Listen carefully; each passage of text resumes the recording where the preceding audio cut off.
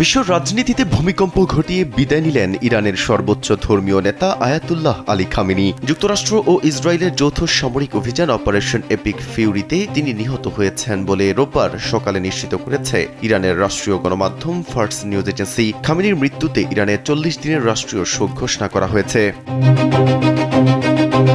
মার্কিন president Donald Trump সামাজিক যোগাযোগ মাধ্যম ট্রুথ সোশ্যালে এক বিস্ফোরক পোস্টে এই অভিযানের সফলতার কথা জানান। তিনি খামেনিকে ইতিহাসের অন্যতম নিকৃষ্ট ব্যক্তি হিসেবে অভিহিত করে লেখেন, খামেনি ও তার রক্তপিপাসু বাহিনীর হাতে নিহত অসংখ্য আমেরিকান এবং বিশ্ববাসীর জন্য আজ সুবিচার প্রতিষ্ঠা হল। ট্রাম্প দাবি করেন, জীবন অবাক না করলে কে করবে? 28% মিল্ক ফ্যাটের অবাক করার সাথে ফ্রেশ মিল্ক পাউডার। জীবন অবাক করুক প্রতিদিন। মার্কিন গোয়েন্দা সংস্থা ও অত্যাধুনিক ট্র্যাকিং সিস্টেমের নজর এড়াতে ব্যর্থ হন খামেনি। যুক্তরাষ্ট্র ও ইসরায়েলের এই সমন্বিত হামলায় পালানোর বিন্দু মাত্র সুযোগ পাননি তিনি এবং তার শীর্ষ সহযোগীরা।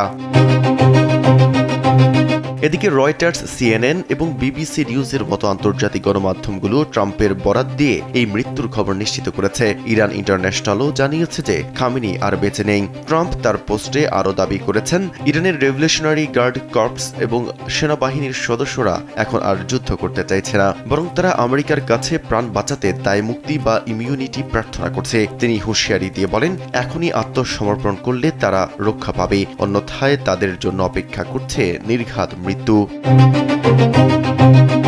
মেহেদী হাসান, কালবেলা।